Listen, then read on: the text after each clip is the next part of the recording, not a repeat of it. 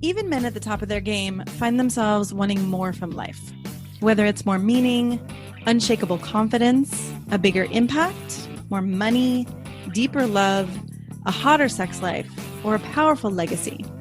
Find out how good your life can be on this episode of Man Alive. Also, if you're not satisfied with your love or sex life, I want you to know that I get how painful it is.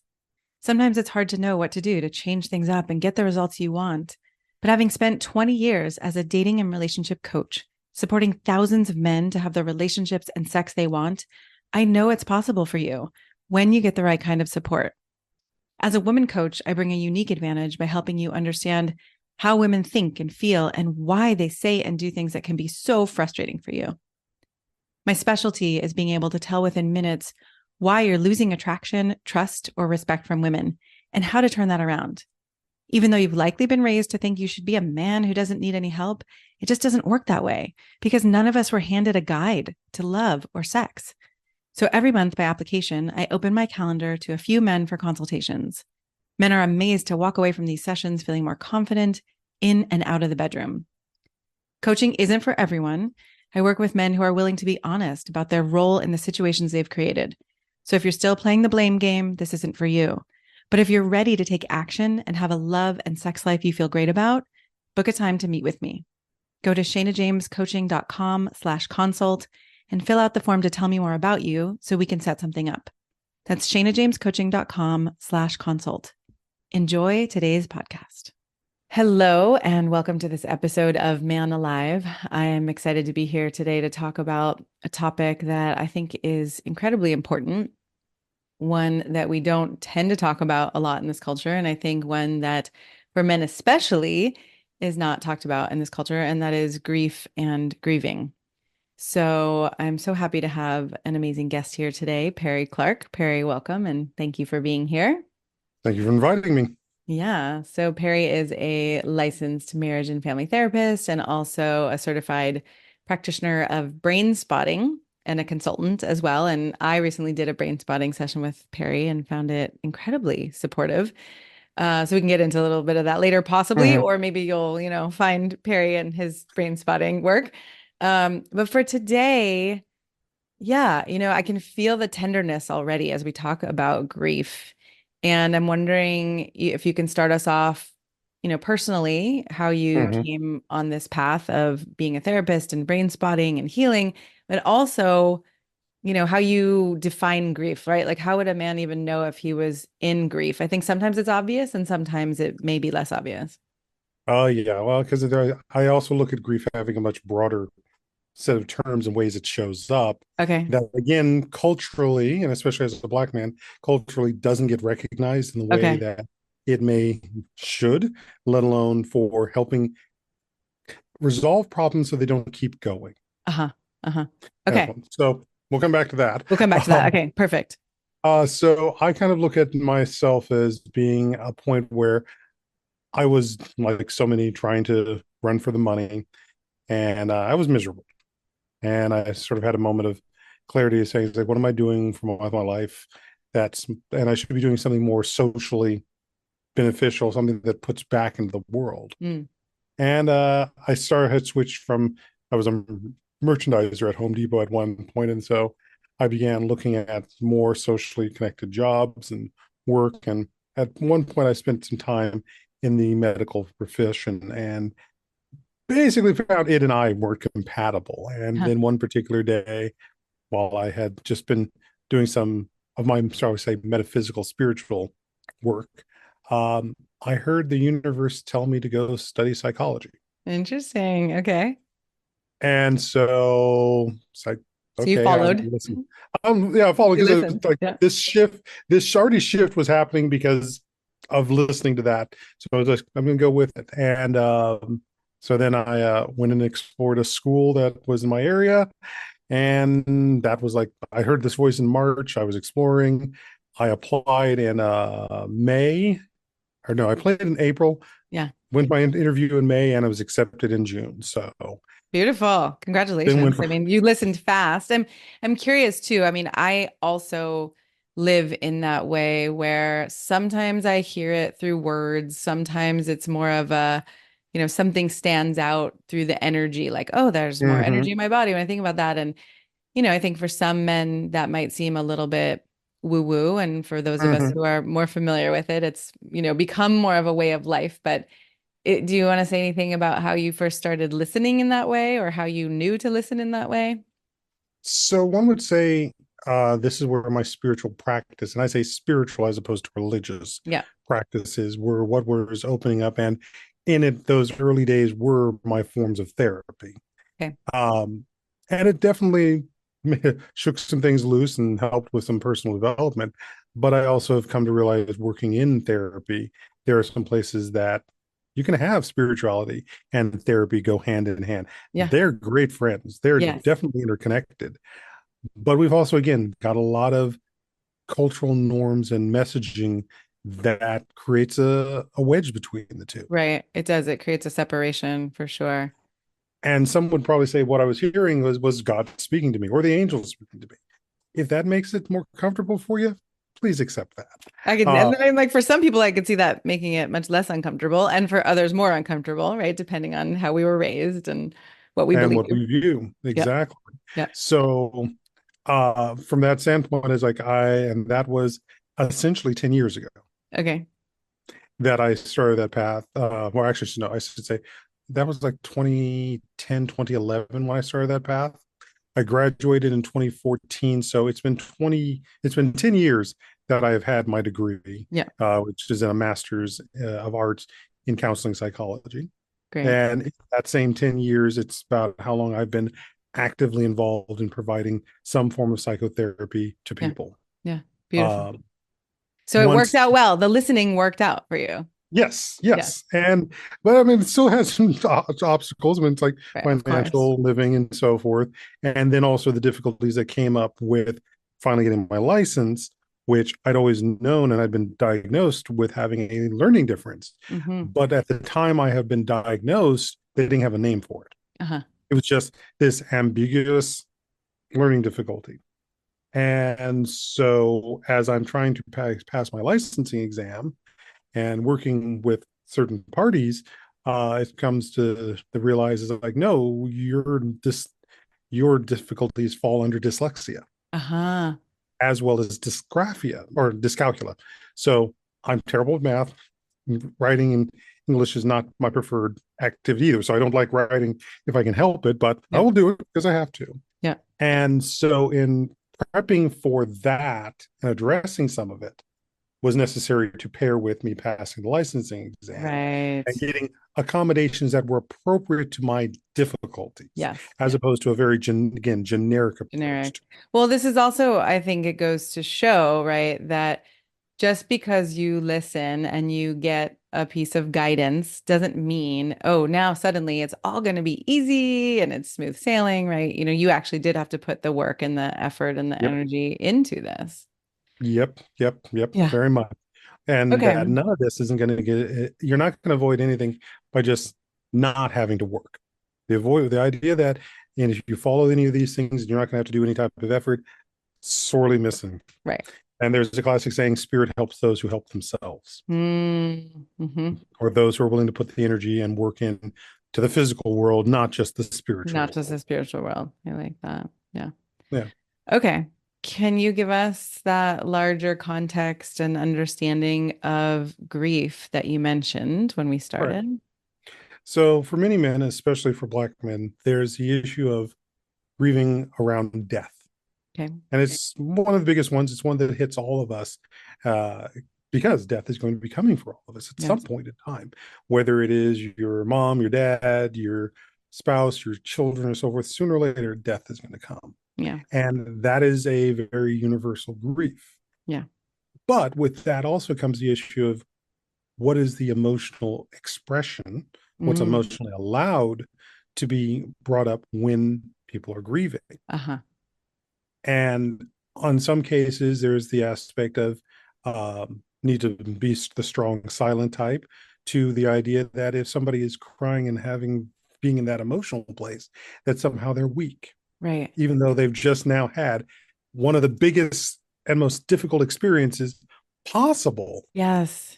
for us I to have. just recently know a man who was going through, his sister was dying and died recently. And, there was a communication where he said, I'm tired of being stoic, and I was like, Mm-hmm. yes, I can totally understand that, right? Like you are in the midst of the most intense, probably the most intense experience you're going to face, maybe, unless you do this with others Mm-hmm. and or your own death.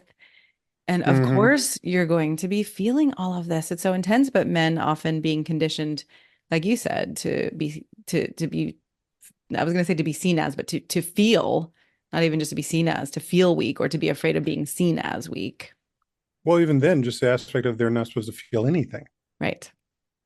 which is not the case. This is not how we as humans on this planet live. We are still technically, despite our human label, are animals. Yeah. We all have a functioning nervous system that has tears as one of the outlets for that system. Mm. Isn't that interesting? And I I, think, well, it's yeah, interesting that you say that we're animals, but I think I heard at one point that elephants are the only other animals that actually cry and it's not necessarily emotional. So there's something in our humanity then, right? That mm-hmm. tears bring. And there's also then again in our biological system that that release of energy Yeah. is necessary. Yeah. Say more about And that. I want men to hear why why is it necessary? yeah, because again, there is the aspect of so one of my training when I took became a therapist was also in expressive arts, and the standpoint of we have so many things that are going on for us, Yeah. both physically, mentally, emotionally, and spiritually, that you're assuming everything is going to be conveyed through language. Mm. There are so many things that then we are going to be able to convey through art, through music, through dance, Mm. um, even just in the aspects of us being able to cry is an aspect of us expressing part of what our system was Interesting. designed to do. Yeah. Now, as I often tell my male clients when I'm working with them and they start crying and they feel embarrassed, I said, no, I actually want you to cry. I Mm. prefer that you cry right now. This is a place for you to cry. Yeah. The biggest thing is, and as I supported that aspect of we're humans, we need to be able to use this system Yeah. here. The difference isn't that they cried, it's the problem of who they cried in front of. Ah, interesting.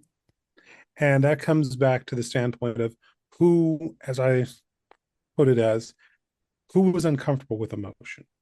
Who Mm. was uncomfortable with the expression of emotion? Who was uncomfortable with the fact that your expression of emotion suddenly made them feel something? Are you saying was like who was in their history? Yes, in their Yeah. history, because this Yeah. is coming back into that again, cultural, Right. societal messaging around who's around them who might have a problem with the fact that they've never been permitted to cry Right. Because or that they babies have cry very naturally. exactly And at some ex- point, right, then that got shut down. exactly. And that comes in that standpoint of whether they're saying the idea that their crying is too feminine or Hmm. again this idea of weakness. Hmm. It's like no, this system is here for us to work with. Yeah. I mean, you're not complaining about your spleen or your appendectomy or your sorry appendix or what your lungs are doing because those are human systems and they're necessary for us to be alive. Our Interesting. tears are also part of our system for us to be alive with our emotions. Huh. I just had this when you said appendix, lungs, whatever. I was like, oh, okay, right. We're not complaining about them. Then I thought of our digestive system, right, which can be seen as, a little bit more gross. Like the food comes in, it Mm-hmm. goes out, but right, we can't stop that kind of release, Mm-hmm. but somehow we have learned to stop the tears, and stop the grief. So, okay, so we've got grief about death. Can we go a little broader for the Oh moment of, yes. um, like what is grief really? Well, grief is about loss and change. Okay. And broadening that standpoint is like I said, grief about death is one of our biggest and most constant things. But we also have grief about the end of relationships. Yeah. We have grief around the idea of changing jobs as well. I've had several clients where it's like you've went through this experience with your job, you've now had to change jobs, but you never got to grieve what happened to you at that other job, Right. and you're carrying that anger over into your new job, which is creating again difficulties in the new job as Yeah. well. Yeah.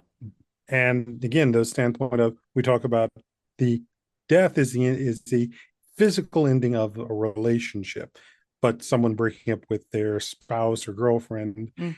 is also a grief situation. Yeah. Or as we know with things like family estrangement, Yeah. there's a grief that's had from the loss, whether it is the parent cutting the child off or the child cutting the parent off. Right. I'm really appreciating that, just the clarity of that it's about loss and change. I've been feeling some grief recently when I think about how my life rolled out, right? I moved to the West Coast in part because there were, Mm-hmm. family differences, and then there's no family out here. And then just certain things that have resulted in a life where there isn't that village around, right? Mm-hmm. And the grief that arises, it's like, oh, right, that is about there's a loss. Mm-hmm. And some might say, oh, I've had it much less bad than many people and many families, but I think that's also something that people can do is talk themselves out of it. Oh, I shouldn't feel Right. grief because maybe it's not as bad as it could have been. And men, especially, I would imagine, do Right. that. Because it gets tied into things of shame, blame, and guilt.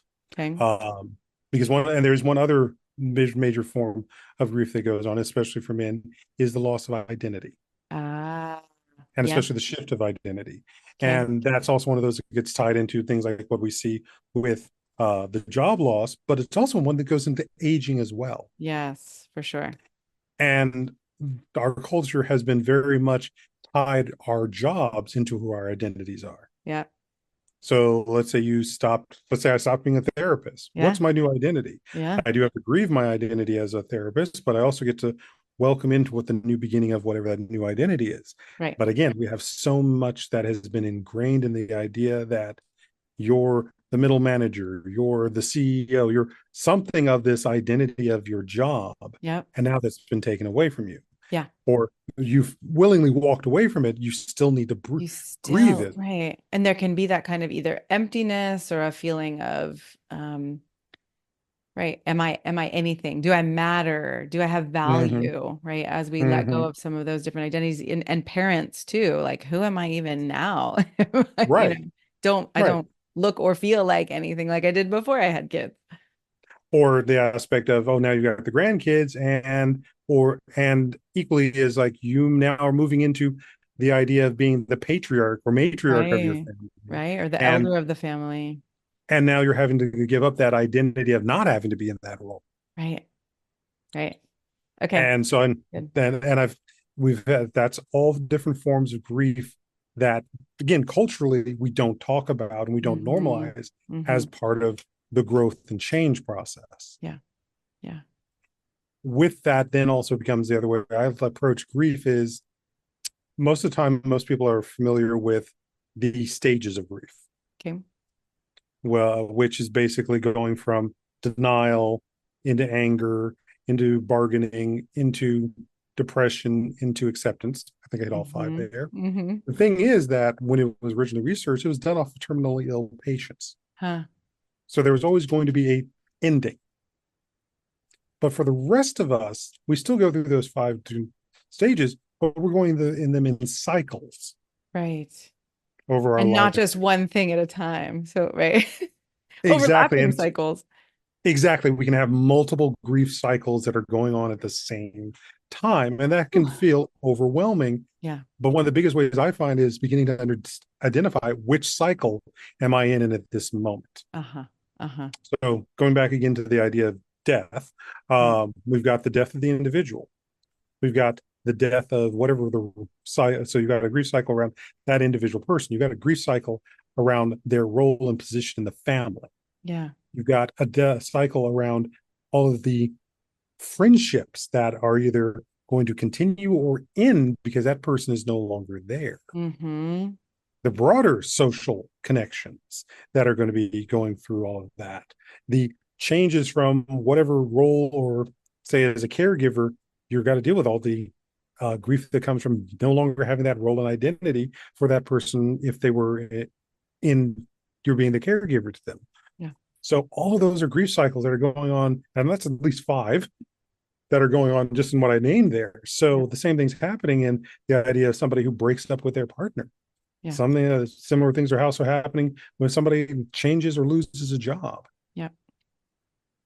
And all of those are going on, but they're expected to man up, toughen up, not be able to show sadness, not to let that energy out. Right.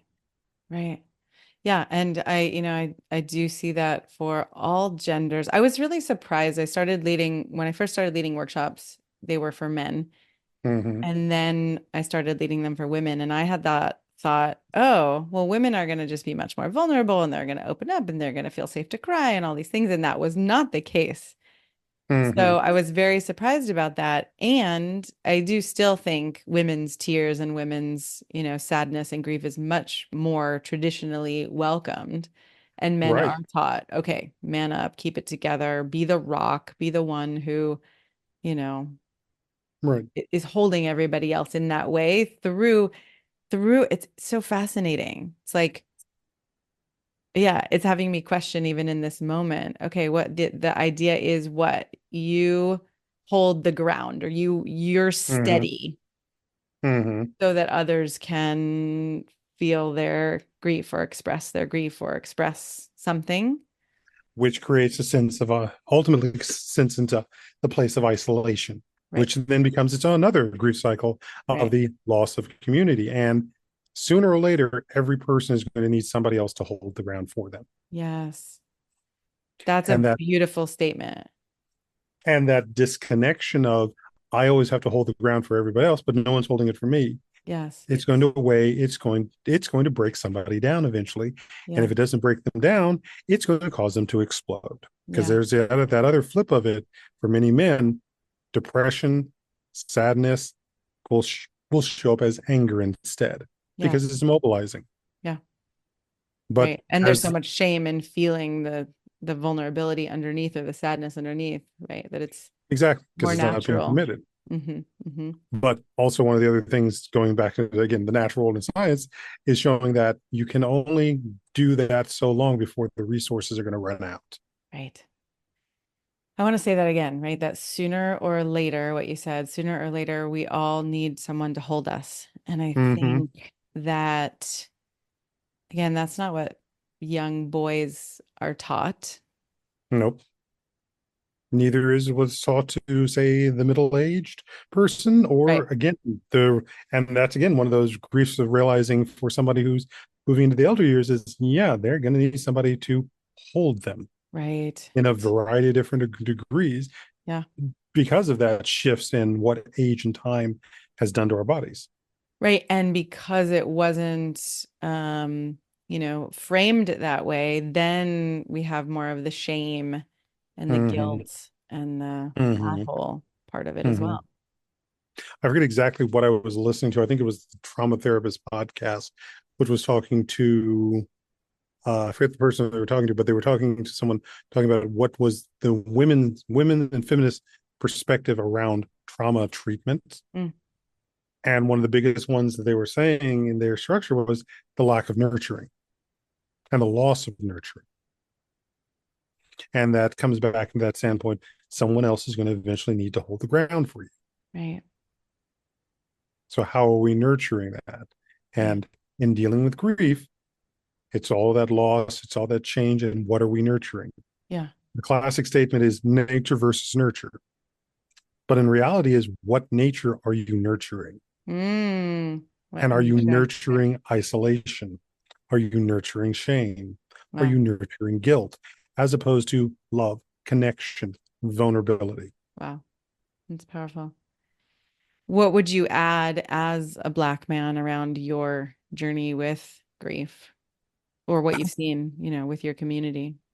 Oh, well, there's still a lot of generational trauma, curses, whatever you Yeah. like to put it, legacy damage Yeah. that we have both collectively en masse, but also individually. Yeah. And I can't deny that racism is also playing into that. And that's another place where we're dealing with a constant grief. Right. Constant. I mean, yeah, it's never ending. It never feels that way. I think it can end, but again, Hasn't. there's It got to be hasn't work. ended yet. It Right. hasn't ended.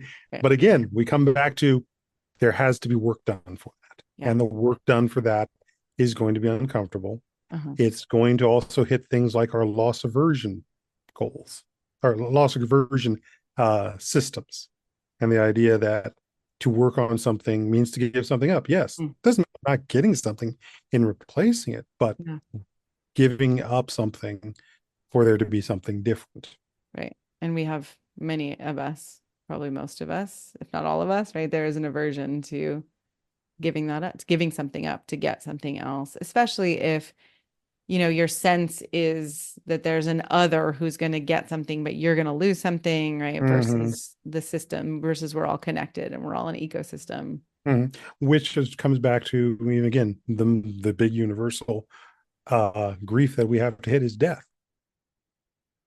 And some would be very much upset about spirit, God, angels, and so forth, that their loved one has been taken to them and away from Mm, them.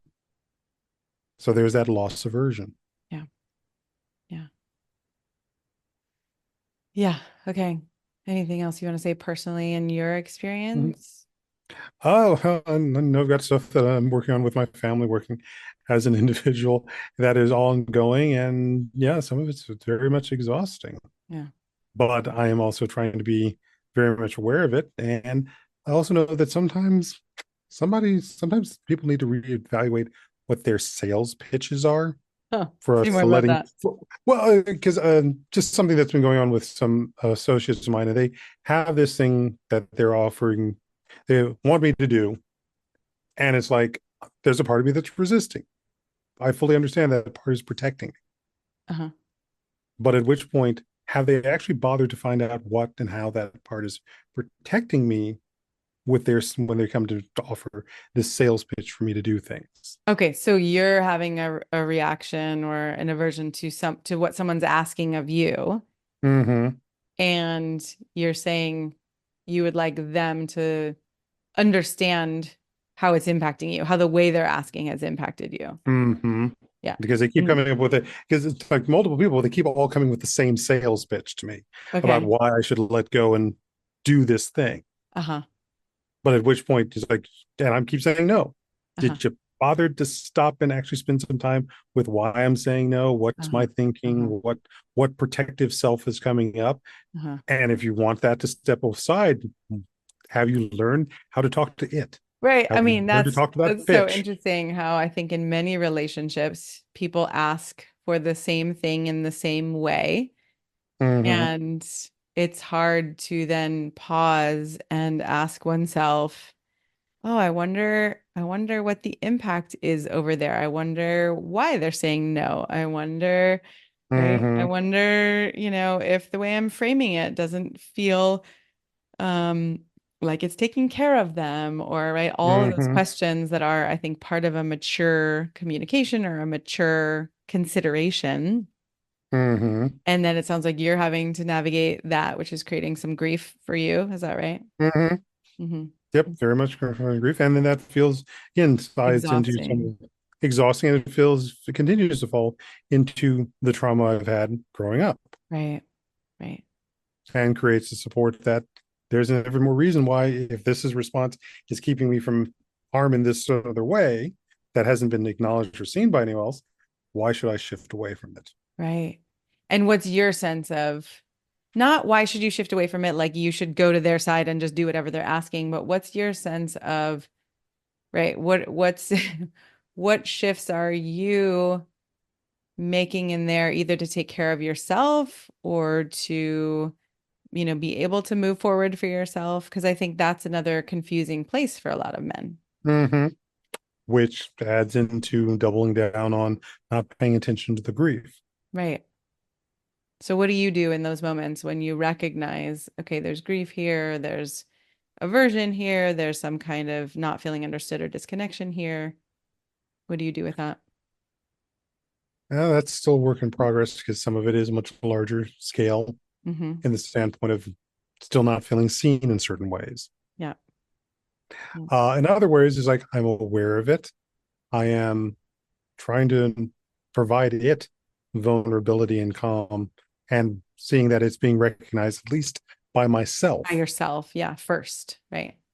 Yeah. As opposed to now then coming the disconnect between being seen by others. Right. Right. So you do find that if you can hold yourself and see yourself and actually recognize that there's grief or whatever other emotion there, that's a part of your path, not just Mm-hmm. getting seen by others, but actually, holding yourself as well. which which also comes back to the concept of the wounded warrior Mm, or the wounded healer yeah. and the standpoint there's a lot of healers out there who are wounded and have never realized their wounds. Yeah.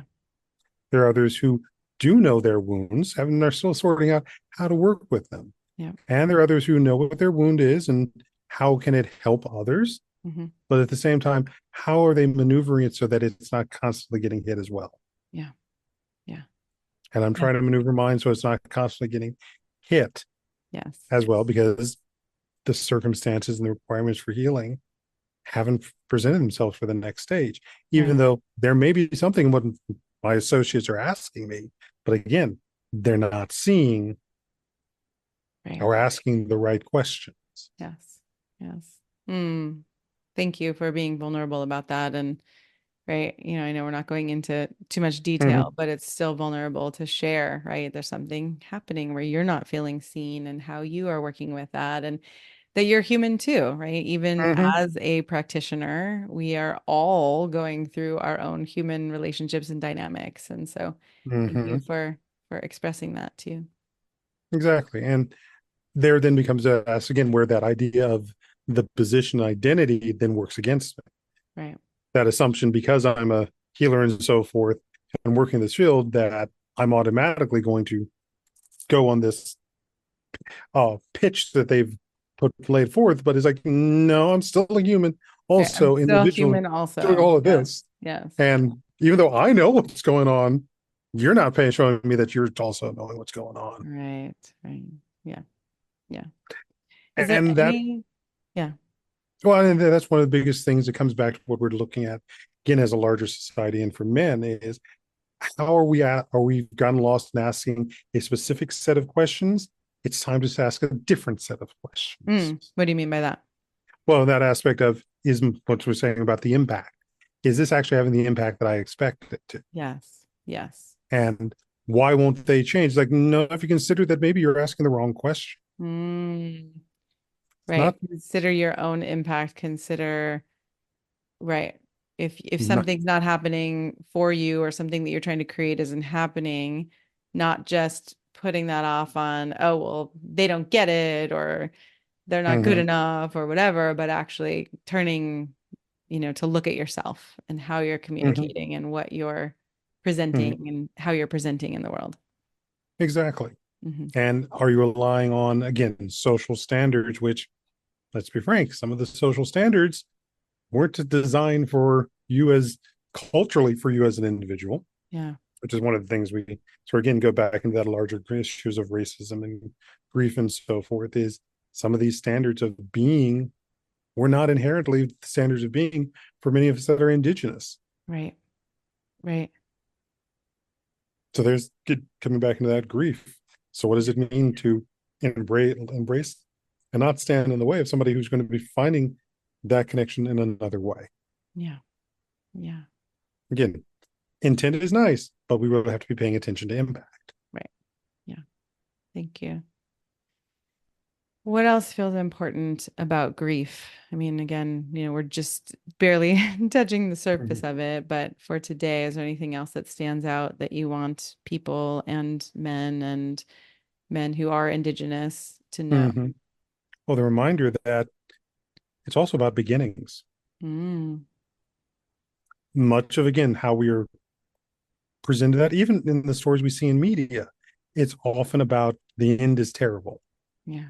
The end is something to be feared.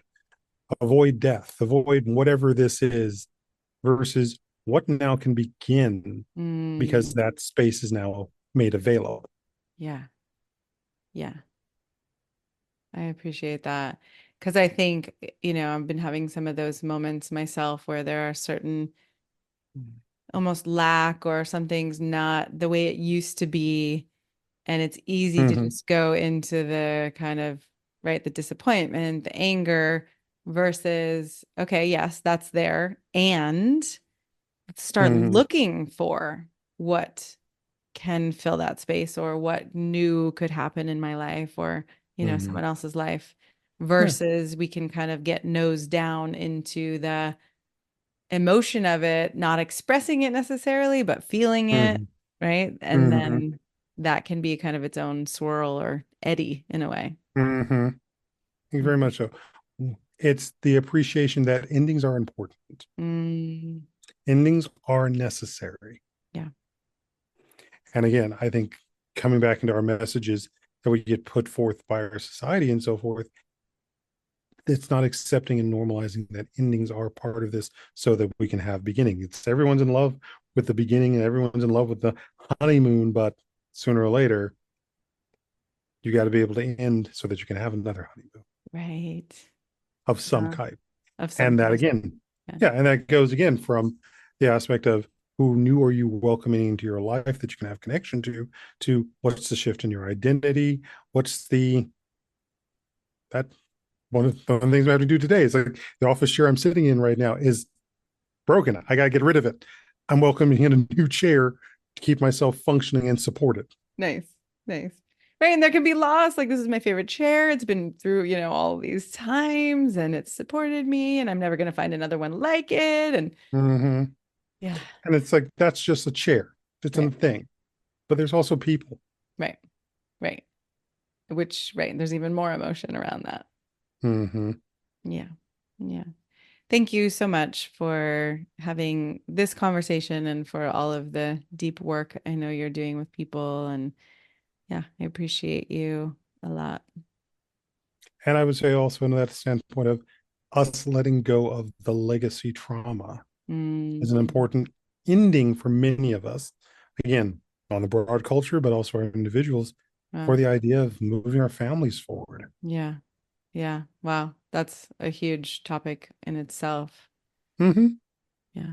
And the aspect of, again, dealing with the silence, dealing with the issues of um, the classic one in the African American community is the idea is that we don't put our dirty laundry out. That, okay, fine. You don't want to hang up your dirty laundry, but sooner or later, someone's going to have to touch that dirty laundry because it's become a biohazard. Right. Right. It's become toxic and it has become poisoning to everybody else, which is just keeping everybody sick. Yeah. Yeah. Yeah. Thank you. Where can people find you to either do therapy or brain spotting, or what do you want people to find you for? Well, a couple of different ones. If you're in the Silicon Valley or San Jose area of California, my office is untying. Sorry, this is what I get for having similar names and things. Untangle and Grow Counseling is my private practice here in the Silicon Valley area. Mhm. Then I also have my podcast, which is Untying Knots, Minds and Souls Tethered, which you'll be on shortly as well. Couple of weeks, And yeah. I talk about a variety of subjects there, not just mental health, but a lot of the intersectional places that I also live with my dyslexia, as I see as part of the neurodiversity or neurospicy Yep. environment, because I Yeah. look at the world differently. You can also so you can find me there talking about, like I said, mental health, gaming, men's issues, spiritual issues, some business issues. So I talk about a variety of places that we're intersecting in. You can also find me on Symphony Entertainment, Hmm. which is a role-playing game show or podcast. No, so I should say show. I'm one of the cast that periodically we play role-playing games there, so you can find me Well, there. that's cool. Oh yeah, so and that's one of the places where I get to fun. But mind you, sometimes you're seeing a character that fits the story as opposed to me again being a therapist there. Yeah. So there's that. But otherwise, what I would like to invite people to consider is also some books that they can Great. sort of begin to work with and start working with those questions on. Great. So one of the first ones I'm going to say is there's a book called The Wild Edge of Sorrow by Francis Weller. That's one book I would recommend if people are looking to work with the issues around grief and begin to process that. Yeah. The next one is Grieving While Black by Bishara Wade. That would be one that can check into. There is Passed On, an African American mourning stories by Carl F.C. Holloway. As something to look at. There's also Dear Black Men, Affirming Questions and Apologies You May Not Have Heard. Dear Black Boy, a collection of truths from African American male perspective. And then there's a variety of ones because in some of my training also came to find poetry, which I know that's not for everybody. There's Poetry, Grief, and Healing by Yvette Reddick. Grief, Love, Loss, Feelings, and Poetry by Frances Farrow. And Grief and Grace Poetry by Sarah Nicole Davis. So those are some of the ones I've used with clients and I've used in work with people working on healing and growing and being able to also have those new beginnings. Beautiful. Thank you so much. Thank you for all those resources and thank you for being with us today. Not a problem. Thank you for having me. I'm so glad you joined us for today's episode of Man Alive. I hope you enjoyed our conversation and it gave you something to consider and explore in your life. If you like what you heard, I'd be so grateful for you to subscribe and write a quick review that helps men like you find us. And again, head over to shanajamescoaching.com/quiz or text the word ALIVE, ALIVE, to 44144 to get a sense of how you can become a better lover and leader. You'll start to see how you can be both more respected and desired in your unique and genuine way. If you don't feel as confident or as excited about life or love as you'd like to be, this quiz is a really great starting point and will guide you toward a more passionate love life and a more inspiring and successful career. So again, text ALIVE, ALIVE, to 44144 or head over to shanajamescoaching.com/quiz. Join us each week for a new episode of Man Alive.